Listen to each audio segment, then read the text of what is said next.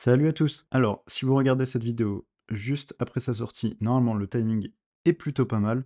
Pour les autres, si vous êtes là, j'imagine que le sujet doit vous intéresser. Donc, ne nous attardons pas, c'est parti. Comment s'organiser pendant les vacances scolaires, notamment lorsqu'on est en prépa, mais le raisonnement est aussi tout à fait valable au lycée ou encore à l'université.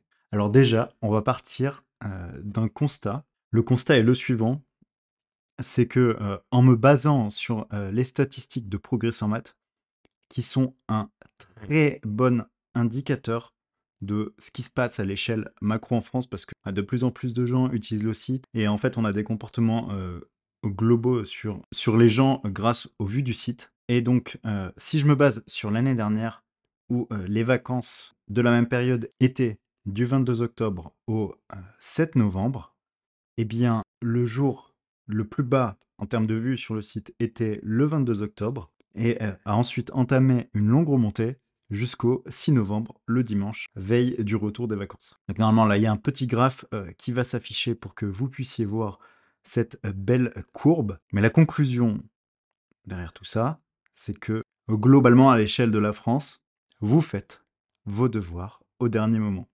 Ça, c'est la statistique intéressante. Du coup, est-ce que, en moyenne, les gens ont raison? Je ne pense pas. Faut-il faire ses devoirs au dernier moment? Non. Donc maintenant que les bases sont posées, comment on travaille pendant les vacances? Alors, je pense que le point de départ, c'est de savoir déjà comment travailler de manière générale. Alors pour ça, je vous renvoie vers une autre vidéo qui va s'afficher en haut de l'écran, mais qui sera aussi dans la description, qui est comment travailler de manière générale, parce que c'est un truc important, notamment comment travailler son cours.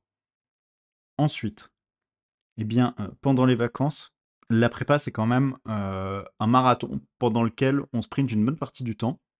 Et il doit y avoir des petites phases de repos, et ces petites phases de repos, les vacances en font partie. Donc le premier conseil, c'est quand même de se garder du temps pour vous reposer.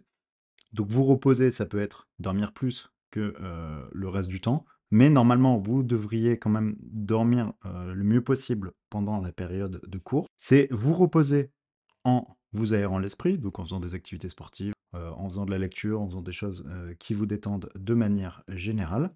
Mais c'est aussi l'occasion de, un, faire les DM qu'on vous demande pour la rentrée, même si les DM ne sont pas pour le jour de la rentrée exactement, c'est bien de les avoir fait pendant les vacances, même si c'est pour une semaine après. C'est rattraper les courses sur lesquelles vous seriez en retard, et c'est aussi préparer les prochaines échéances de DS, de colle et de toute autre chose que vous pourriez avoir. Et donc moi, je vous conseille de prendre le moins de pauses possible d'un point de vue jour. C'est-à-dire que si vous vous dites, bah ok, je me garde, donc je suis en vacances le vendredi soir, je me garde le samedi, dimanche, lundi, mardi, mercredi, et après je me mets à travailler à fond. Pour moi, en tout cas, c'est quelque chose qui ne fonctionnait pas parce que j'avais énormément de mal à m'y remettre. Donc, je vais plutôt vous conseiller, pour ma part, de essayer de démarrer dès le lundi et du coup, de travailler de manière plus régulière, mais moins intense. Parce que comme vous le voyez, sinon on se retrouve avec le phénomène que je vous ai décrit au début, c'est-à-dire tout le monde qui maximise son temps à partir du dernier week-end avant la rentrée. Et bon, si votre but c'est de continuer de progresser pendant les vacances et de travailler, eh bien faites-le plutôt de manière régulière, à un temps à peu près fixé chaque jour. Et par exemple, vous pourriez vous dire, eh bien par contre, les week-ends je suis en pause, donc quand il y a 2 semaines de vacances, il y a 3 week-ends. Eh bien, être en pause le premier week-end, être en pause le second week-end et être en pause le troisième week-end. Et par exemple, pendant la semaine, ça vous ferait 10 jours pendant lesquels vous travailleriez, eh bien, selon vos besoins, je sais pas, entre 3 et 7 heures par jour, quelque chose comme ça. Ce qui fait que vous aurez quand même cet aspect repos par les week-ends et en même temps, vous pourrez travailler. Ensuite, je pense que c'est bien pour vous de vous faire un calendrier. Donc d'abord, vous décidez des plages, ensuite un calendrier. Eh bien, vous faites rentrer des choses. Si vous êtes en prépa, par exemple, vous avez des cours de maths, eh bien, il faut que vous fassiez ce que vous ayez à faire en maths, il faut que vous fassiez ce que vous ayez à faire en physique, en français, en anglais. Ça peut être l'occasion de faire un peu de français et d'anglais, hein. Je vous connais très bien tel que je me connaissais. Il y a un truc, des fois, le TIPE, hein, ça peut être pas mal. Puis on se garde un petit peu de créneaux pour SI, informatique, les choses comme ça. la chimie. Voilà. Donc on se fait ce calendrier en fonction des matières, on essaie de faire rentrer les trucs dans des cases.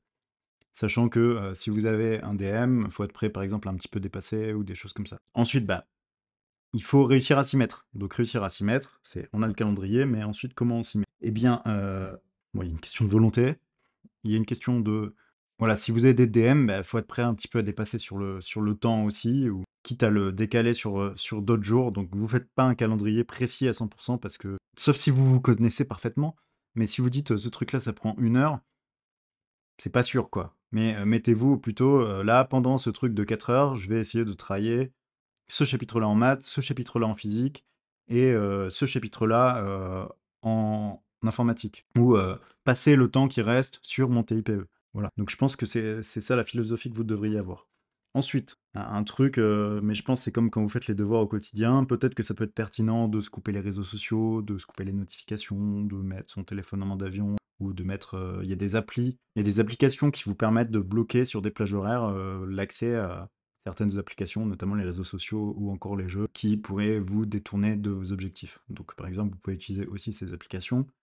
Ensuite, un autre truc, c'est que quand vous travaillez, vous faites pas 5 heures d'un coup, faites plutôt des petites pauses.